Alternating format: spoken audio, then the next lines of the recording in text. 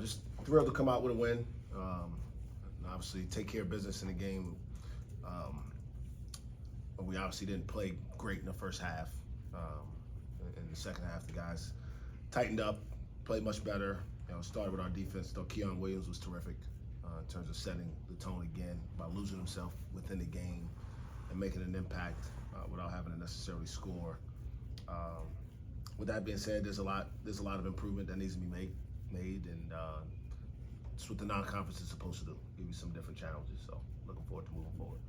You went with Keon to start the half. Was that just the hot hand, or was that decision? There was no hot hand in the first half. Well, So no, it was he earned it. He deserved to be out there. He was making the type of plays that gave us a chance to have success. At the end of the day, that's all it's about. What has his growth been like from game one to what is this, like game, just even a few games in? Have you seen him change at all? Yeah, I mean, I've seen him kind of start just playing free. And again, we talked about it a little bit Friday. It's hard as a freshman because this is a hard deal to do, and we don't have anybody who feels sorry for you. It can kind of get lonely, but he's tough. He's got a little bit of enough resilience to overcome some struggles. He's fearless enough because he doesn't know that he's supposed to, be worried, and because of that, he's been able to impact our guys and gain the respect of his teammates. More importantly. What he's done these last two games, is that kind of what you were hoping to see from him at this point of the year, or is that maybe something you expected further into the season? Yeah, to be honest, it's what I saw from him when I recruited him. And obviously watching him do it as a high school junior and senior, he's much more comfortable in that environment with those teammates to just play kind of that style. And then you get here and now terminology changes and you feel like I got to do everything the coaches tell me, right? My feet has to be in this position, my hand has to be in this position, and I have to say these specific words. Some of it's true, but not all of it, right? Sometimes you got to let go of the technicalities and just go be a ball player. The game doesn't change that much. There are more talented people out there. There's more strategy involved, but by nature of his hustle and his effort, he can have an impact the way he did today. Avery made mention of you guys' first couple of games, you start hot and don't close as well. Now you're not starting as hot, but closing better. How do you find that consistency to put it together a full 40? It's part of the process. And today was more, I thought we lacked energy, which is, never something you want to admit as a coach. It's your team. I thought we were ready to play. It wasn't about being ready to play, but I thought that they played more inspired than we did to start. Keon changed the climate of that when he came in. He made some things happen for us, and he really wasn't afraid to voice that with his teammates. That's the other thing about him. He's not afraid to speak up when he feels like things should be better. So I asked them nicely if they would play better in the second half, and they did. Tyreek, he's put together a pretty good stretch of games here. Has he kind of carved out a role that he feels comfortable with? Yeah, similar, and similar to Keon's role. Keon's probably a little bit more naturally skilled basketball player, but Tyreek's got a recklessness about him as well, and sometimes makes it uncomfortable for other people to be in the paint with him. I mean, I think he dunked that ball with 3 guys going for the rebound. So just understanding he can bring a physical presence to us is something that we'll need as we move forward in league play. We'll need Thursday when we go play a Big East team that's going to probably be in the top 10 by the time we get there. So his role is really, really important for us, trying to become a good team this season. How nice were you at halftime? You said you were nice. Yeah. It's Sunday, so I'm going to have to go back to church again. And I'm going to call my grandmother because she watches every game, and she lets me know when I say bad words.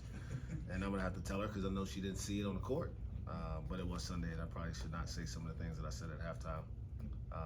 But our team needed it, and my job is to make sure that we give ourselves the best chance to win. So whatever the message is necessary, that's the one I'll try to deliver. Caleb seemed like he had another one of his kind of off games or whatever. What does he have to do to avoid these types of performances? That's a great question, man. I feel bad as a guy who's coached him for 4 years that I can't give you a great, articulate, highly sophisticated answer. The truth is, he's got to just go play. we shouldn't have these conversations anymore. To be honest, I mean, he needs to be a guy that we send him out there and we know what we can expect. But for a game where we come in and talk about how good that they were rebounding the ball, they beat Washington State. This team did, and out rebounded them. I think they had out rebounded every one of their opponents up until today. Had just beat the Arkansas State team on the road just a few days ago, and all we talked about for the last day and a half was rebounding is the most important thing we do. And to come in at halftime and be down on the glass, having given up 8 offensive rebounds, and I look up at the stat sheet and he doesn't have one, that's unacceptable. And he's better than that, which is why I expect more. And I tell him this all the time. I expect more from him because I expect more for him. Like, he deserves more than he's allowing himself to have right now. And until, he figures it out, it's going to be coming upon me to keep reminding him that. I think coming into today, Musa had a 10-block lead already on the conference. You mentioned that he'd get more national praise if you guys had, won all your games so far. But just how much growth have you seen from him from last year into now? I mean, he's not even the same player. It's not even close. A year ago today, he was an emotional roller coaster at all times. And he still plays with great passion, but he's less emotionally driven. And he's more tactical about what he's supposed to do. He's very good in ball screen coverages. We haven't shown it, but we can switch with him a little bit when we need to. And obviously, when you get in the paint, people are looking around to see where he is. So he's having an effect even when he's not necessarily blocking shots. Teams aren't taking as many layups because he's in there. And so we got to continue to just build his confidence on the offensive end, which he's getting better there as well. And then the free throw lane is obviously the most glaring thing that he's got to address. Avery is shooting. I hadn't quite done the calculations, but he was kind of close to 90%, and then he had a good game today, so he's up there from the free throw line. Is that something you feel like maybe you've been missing a little bit in the last couple of years, or how? With Avery specifically? Well, I guess with the team, just how does someone get sent to the line? Yeah, we didn't shoot him great today. But yeah, I mean, that's his job. He's a point guard. He's supposed to make free throws. He's supposed to make all of them. So 90%, again, am I asking for a lot? Yeah, but as a senior point guard, when you get fouled, I expect you to go up there and make them all. He's got the ball in his hands. He's the type of guy that's going to be in those situations late game if teams are fouling. I got to have no worries that if he gets fouled, whether we're going to be able to convert. Which, again, I go back to the Southern Illinois game. That's what was so frustrating, as we had opportunities to close that game out at the line and didn't do it. What was just your initial thoughts on the team's defense overall, and then maybe specifically Q? Yeah, I mean, I think we have an elite defensive team. I haven't watched everybody. I've watched probably 70 teams play college basketball already this season in a little over 3 weeks. And I haven't seen a whole lot of teams that I would say, man, we got a long way to go to catch those guys defensively. For us, it's taking care of the basketball.